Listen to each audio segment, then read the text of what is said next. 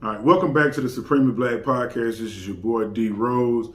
I'm gonna go on ahead and jump right into it. Just to get you all informed, there's a situation that's going on in the Louisiana state. There was a cop, or a state trooper to be exact, car cavalier, that was actually, he is being faced with a suspension right now, potentially going to be fired due to him actually speaking out on the Ronald Green situation that happened 2 years ago. It's been under investigation.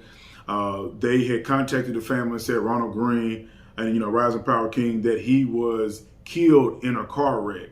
Right? There was a body cam that was released after a year going into the investigation that shows that, outside of them actually telling the family a blatant lie, is that he was handcuffed and you could see visibly that he had been beaten up, and he was left they didn't even touch him, which is crazy, for 10 minutes, and that's when he had actually died within their custody. But they had contacted the family, right? Here's Car Cavalier. He's been a state trooper in the Louisiana area for 7 years. He considers himself a whistleblower, but he is probably going to be fired, if not already, in regards to the situation. Now, he is being fired due to them saying that he broke the blue shield, which is them to not accuse any of their co-workers or peers of anything heinous, right? And since he put out a book that was fiction, speaking about how it is being a black police officer, they're thinking that he's doing this for attention.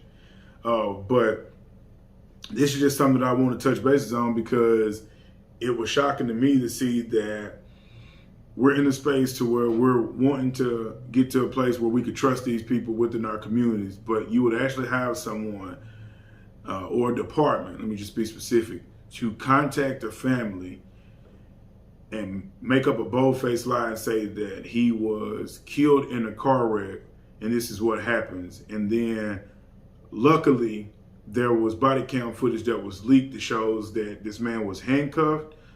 One, I've never seen anyone die in a car wreck and still get handcuffed. Two, how is this a 2-year investigation when it's blatant that they lied about it, right?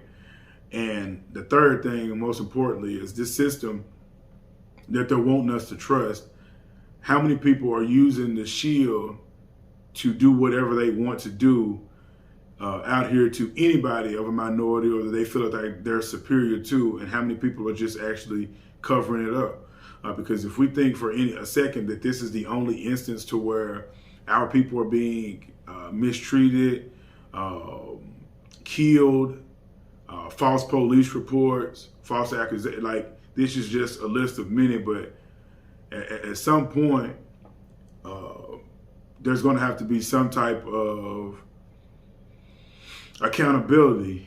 And unfortunately, I just wonder of when will it be, how much is too much, because that's where we're getting to. The system, we see it's failed. We need to completely rewrite it.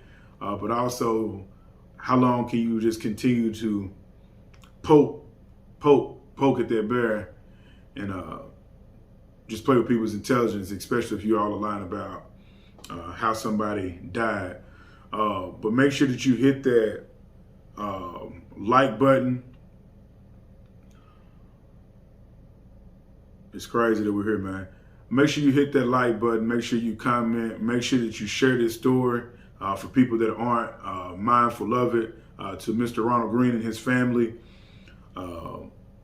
rise in power. And I hope you all get the justice that you're needing. And honestly, sorry that this took so long. But this is D Rose from the Supremely Black Podcast.